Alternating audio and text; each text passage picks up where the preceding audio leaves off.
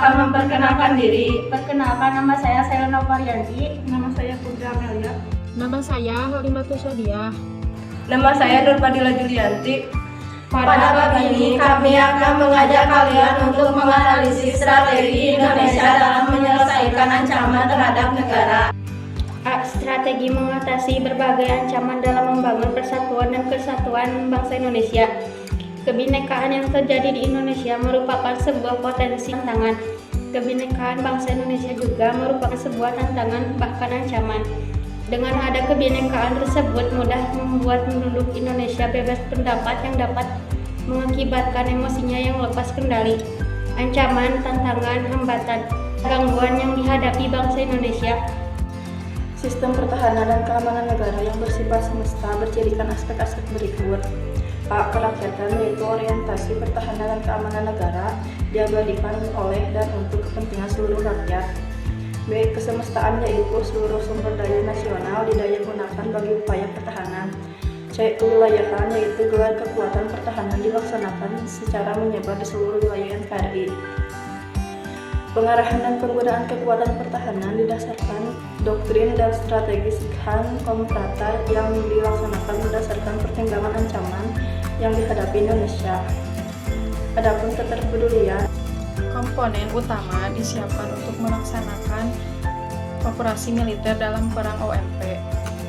Pesawat Singapura memasuki wilayah Indonesia tanpa izin. Jakarta sampai Tentara Nasional Indonesia berhasil menurunkan paksa pesawat asing yang melintas di wilayah udara tanpa izin kepada pusat penerangan TNI Mayor Jenderal Muhammad Fuad Bashar mengatakan pesawat pelatih Singapura Beechcraft 9L bernomor registrasi Singapura VH sampai PKF lebih dulu masuk di Indonesia, Malaysia sebelum diturunkan di Indonesia. Kronologinya, pada pukul 10.15 WIB, radar TNI Angkatan Udara mendeteksi satu pesawat asing yang melintas di wilayah Indonesia dari arah Singapura Selatan menuju Sibu Kinabalu, Malaysia. 2. Strategi menghadapi ancaman nirmiliter. Ancaman nirmiliter merupakan golongan ancaman pertahanan yang sifatnya secara langsung mengancam kedaulatan, keutuhan, dan keselamatan.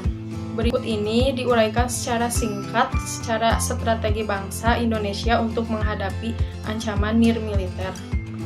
A. Strategi dalam menghadapi ancaman di bidang ideologi. Strategi di bidang ideologi ditujukan untuk mengatasi segala ancaman tentang hambatan serta gangguan yang akan berbahaya. B. Strategi dalam menghadapi ancaman di bidang politik. Strategi di bidang politik terwujud dengan adanya kehidupan politik bangsa yang berdasarkan demokrasi Pancasila.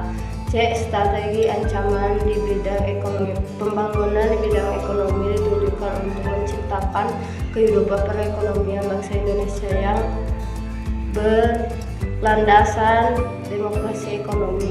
D. Strategi ancaman di bidang sosial budaya. Ancaman yang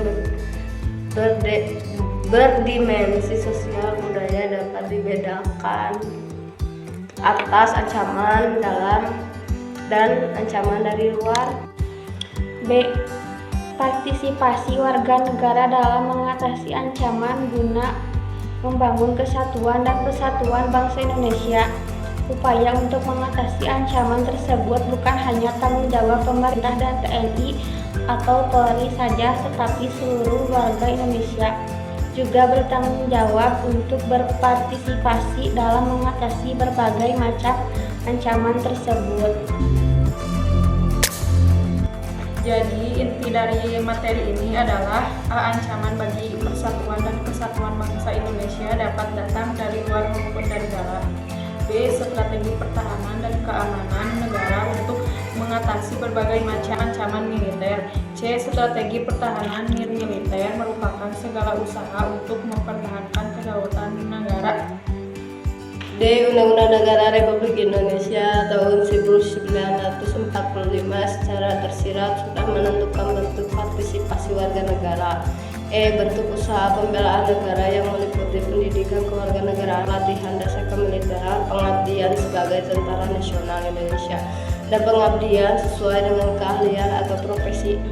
Sekian dari kami. Wassalamualaikum warahmatullahi wabarakatuh.